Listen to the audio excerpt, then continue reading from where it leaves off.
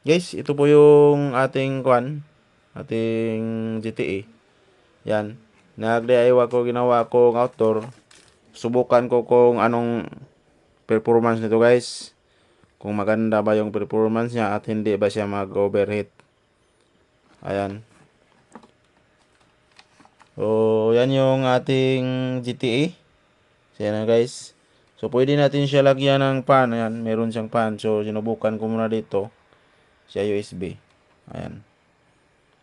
Ayan, dito natin siya isaksak sa USB. Meron namang USB siya dito. Pwede tayo maglagay ng pan na 5 volt. So, ano natin dito, pero sa akin, susubukan ko muna walang pan. Ayan.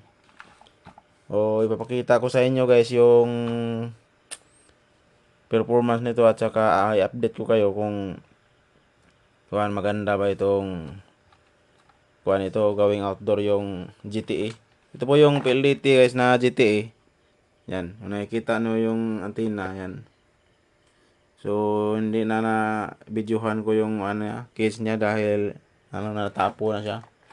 So, ito yung GTA, guys, na mahirap pasukin yung kanyang admin. So, pero sa atin, madali na lang pasukin. So, i-ano ko na lang sa inyo sa kung paano ito pasukin at saka paano ito i-configure ng access point para magamit sa ating mga PIS Wi-Fi.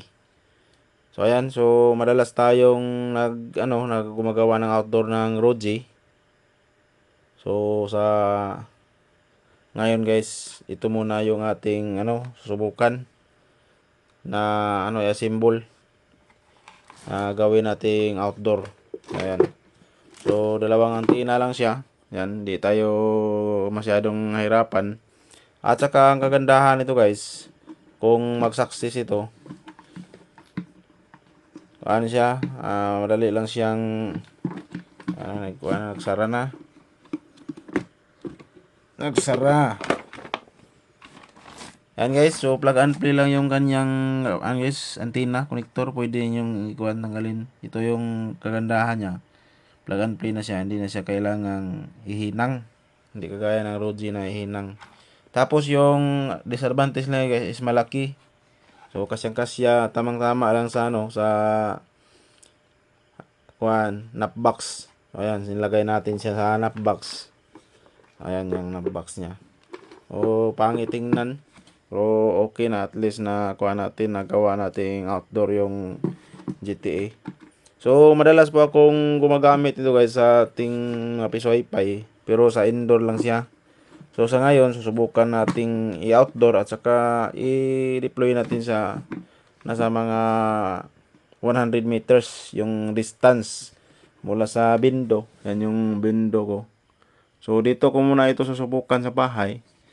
So, ipapakita ko sa inyo yung 100. So, gagamitan ko lang siguro ng media converter.